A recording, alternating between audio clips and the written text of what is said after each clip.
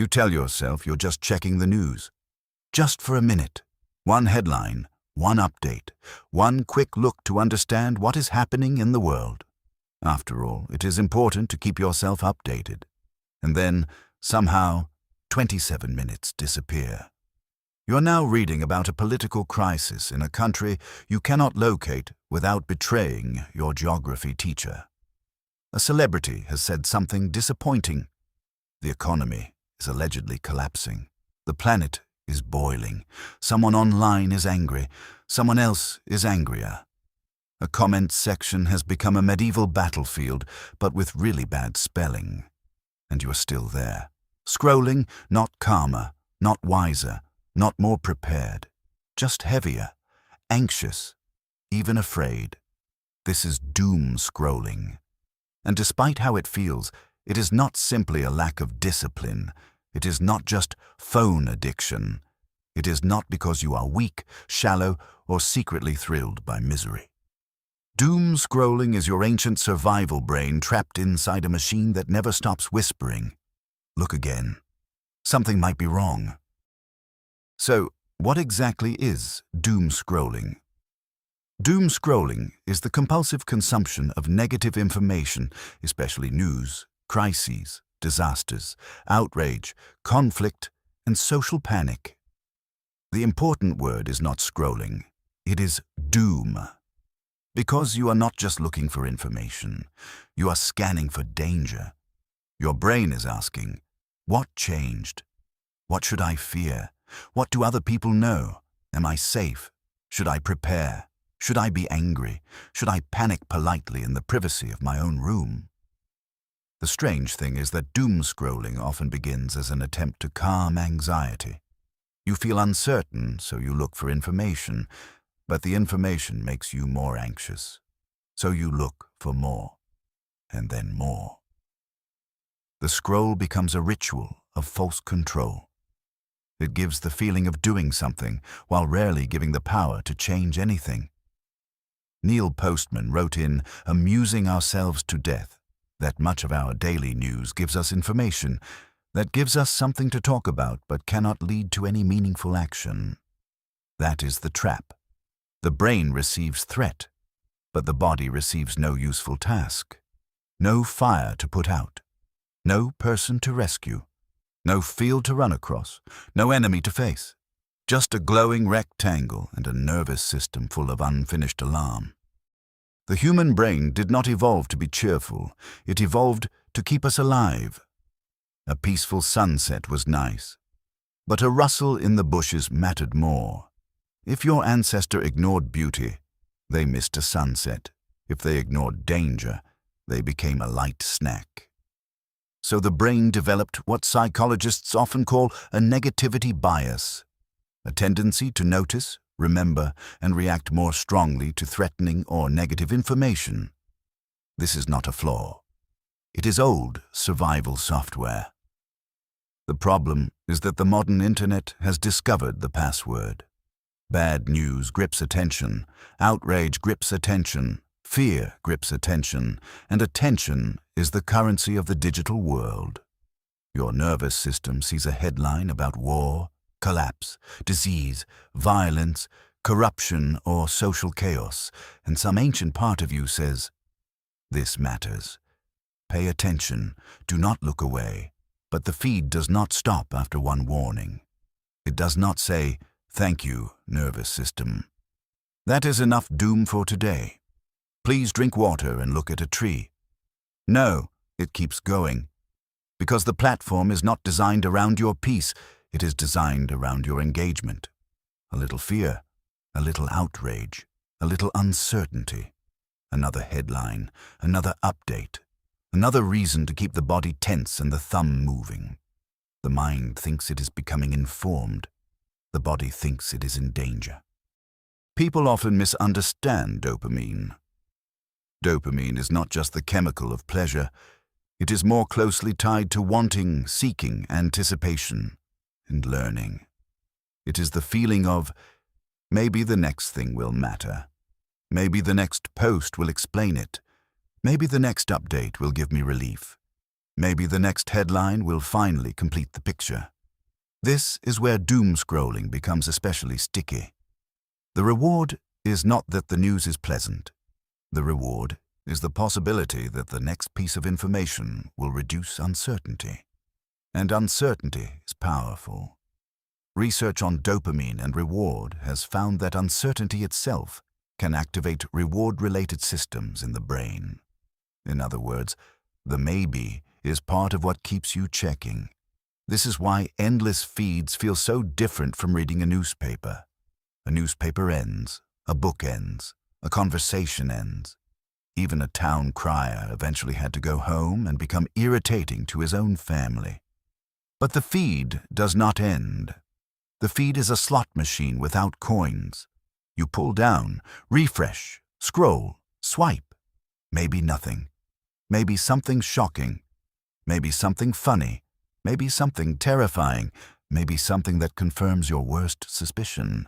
And because the reward is unpredictable, the behavior becomes harder to interrupt. Not because you are enjoying it, but because your brain is still waiting for the signal that says, "Now you know enough." Unfortunately, that signal almost never comes. A lot of doom scrolling is not addiction to information. It is intolerance of uncertainty. The uncomfortable feeling of not knowing what is going to happen. The pandemic trained many people into this. Wars train people into this. Economic instability trains people into this. Personal anxiety trains people into this. When the world feels unstable, the mind begins to monitor. And monitoring can feel responsible. You're not wasting time. You're staying aware. You're keeping up. You are being a serious citizen of history, hunched over in bed at 1:14 a.m., refreshing bad news like a scholar of despair. But the nervous system cannot distinguish cleanly between useful vigilance and compulsive vigilance. It only knows that danger keeps appearing. So it keeps scanning. Recent research has linked doom scrolling with anxiety and intolerance of uncertainty, suggesting that people may keep searching for threatening information, partly because uncertainty feels unbearable. This is the paradox. You scroll to feel safer, but you train the brain to believe that safety depends on constant checking. So the more you check, the less safe silence feels. A quiet moment begins to feel suspicious. Not because something is wrong, but because your brain has forgotten what not checking feels like. There is a part of your brain that is always asking, "Is this safe? Are we okay? Should we prepare?" This is not stupidity. This is survival. The problem is scale. Your nervous system was designed for local danger. A sound in the forest, a storm approaching, a stranger at the edge of the village, a sickness in the community. But now you can absorb the fear of the entire planet before breakfast. A flood on one continent, a scandal on another, a war somewhere else, an economic prediction, a crime story, a climate graph, a comment from a stranger who seems to have been raised by wolves and Wi-Fi. Your nervous system receives all of this as emotionally relevant, but you cannot act on most of it. So the energy has nowhere to go, no action, no resolution, no completion, just stress without movement, alarm without response, awareness without agency. Seneca wrote, "We suffer more often in imagination than in reality." That line fits doom scrolling painfully well, because a lot of the suffering comes from imagined proximity. The crisis may be far away. The prediction may never happen. The headline may be exaggerated. But your body still reacts as if the threat has entered the room. Your imagination becomes a theater of emergencies, and the phone keeps selling tickets. One of the hardest things about doom scrolling is that it can feel morally necessary. If you look away, are you ignorant? If you stop reading, are you selfish? If you protect your peace, are you privileged? These are serious questions, and they deserve more than a smug answer about good vibes. The world contains real suffering. Looking away entirely is not wisdom, but neither is drowning yourself in information you cannot metabolize. There is a difference between awareness and self-harm. There is a difference between compassion and compulsive exposure. There is a difference between being informed and being psychologically occupied by events you cannot influence. Sometimes doom-scrolling disguises itself as empathy, but empathy without boundaries becomes emotional exhaustion. And exhaustion rarely makes anyone more useful. If anything, it makes people cynical, numb, reactive, and easier to manipulate. The goal is not to stop caring. The goal is to stop confusing caring with constant consumption. The endless feed is not a natural environment. It is engineered. Infinite scroll, autoplay, push notifications, algorithmic recommendations, trending tabs, personalized outrage. These are not accidents, they are design choices. A 2024 paper on social media design noted that infinite scroll can increase a state of absorption that reduces self-awareness and disrupts memory. Adding friction helped people recall content better, though many found it frustrating. That frustration matters, because friction is exactly what the digital world tries to remove. No stopping point, no page number, no natural ending, no little moment where you say, well, that is the end of the newspaper. Now I shall return to being a person. Instead, the feed continues forever. You don't lack willpower, but your willpower is being asked to fight architecture, and the architecture has billions of dollars, behavioral data, and a very intimate relationship with your weaknesses. A fair fight, obviously, like sending a tired pigeon into a knife duel. Doom-scrolling does not only waste time. That is the least interesting problem. The deeper problem is what it does to perception. It makes the world feel more dangerous than it is. It makes strangers feel more hostile than they are. It makes the future feel more doomed than it may be.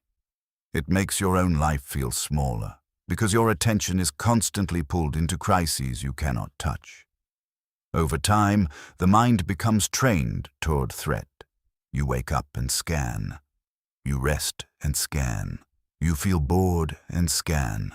You feel anxious and scan. You feel lonely and scan. The phone becomes less like a tool and more like an emotional reflex. And the tragedy is that your attention, which could have gone toward reading, creating, cooking, walking, thinking, repairing a friendship, or simply being alive in the room you are actually in, is spent feeding a machine that does not love you back. Rude, but consistent. Most people try to stop doom scrolling by asking, how do I use my phone less? Better question, what am I hoping the scroll will give me? Relief, certainty, distraction, control, connection, stimulation, a way to avoid feeling something? Gabor Mate often says, in the context of addiction, don't ask why the addiction, ask why the pain. That applies here. Doom scrolling is rarely just about news. Sometimes it is anxiety looking for a job. Sometimes it is loneliness looking for noise. Sometimes it is exhaustion looking for stimulation. Sometimes it is fear trying to become prepared.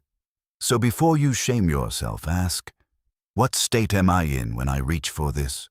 Tired, overwhelmed, bored, uncertain, angry, empty? The scroll is often a symptom. The real work begins underneath it. Do not try to become someone who never reads the news. That usually turns into avoidance, followed by a dramatic relapse in which you consume 3 days of catastrophe like a raccoon in a bin. Instead, create a news window, 1 or 2 specific times a day.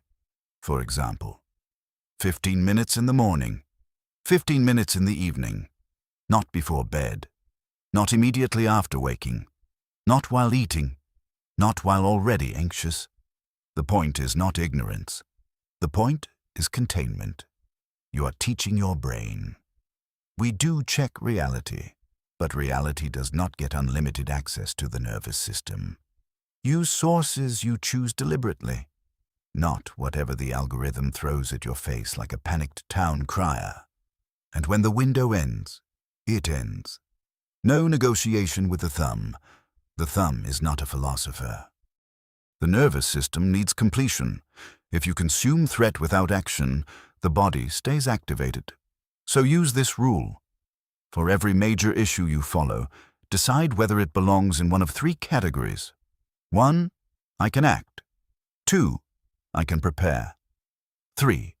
I must release. If you can act, do something concrete. Donate. Call someone. Vote. Volunteer. Write. Organize. Help a real person near you. If you can prepare, prepare reasonably. Save the useful information. Make the plan. Buy the batteries if you must. Do not build a bunker emotionally every Tuesday. If you cannot act and cannot prepare, practice release. Not because the issue is unimportant, but because your nervous system is not a shrine where every tragedy must be kept burning forever. This is the difference between responsible awareness and compulsive suffering. Do not rely on self-control at the exact moment your brain is tired. Design the environment. Remove news apps from your home screen. Turn off non-human notifications. Use grayscale at night. Log out of apps that pull you into endless feeds. Charge your phone outside the bedroom. Set app limits, but do not worship them. Put a book where your phone usually sits. Use a boring alarm clock like a person from the ancient civilization of 2007. Friction is not failure. Friction is wisdom. If the platform removes every stopping point, you must create your own. The goal is to make doom-scrolling slightly less automatic, because automatic behavior thrives in smooth environments. Add a speed bump. Your future self may complain. Let it. It is probably just undercaffeinated. You cannot simply remove a behavior. Just you need to give the mind somewhere else to go. When the urge to doom-scroll appears, replace the scan with a ritual. Something short, physical, repeatable. Make tea. Step outside for 3 minutes. Write 1 sentence in a notebook. Read 1 page. Stretch. Wash your face. Look out the window. Put both feet on the floor and breathe slowly. The ritual should say to the nervous system, we are not ignoring danger. We are returning to the present. Because most doom-scrolling is a flight from the body. The solution is not only mental, it is physical. You return through breath, through hands, through light, through the room, through something real enough to interrupt the spell. Doom-scrolling is not just a bad habit. It is the collision between an ancient brain and a limitless machine. Your brain wants safety. The machine wants attention. Your brain wants certainty. The feed sells uncertainty in infinite portions. Your brain wants to protect you. The algorithm has learned to imitate danger. So the answer is not shame. Shame only adds another reason to escape. The answer is design, boundaries, friction, ritual, action, and the courage to let some things remain unknown for a while, because peace does not come from finally reaching the bottom of the feed. There is no bottom. There is only the moment you choose to stop digging.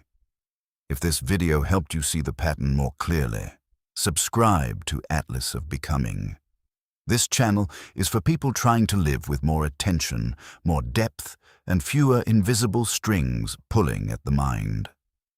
And if doom-scrolling is part of a larger exhaustion, if your mind feels scattered, overstimulated, and quietly burned out, click on the screen for the next video now.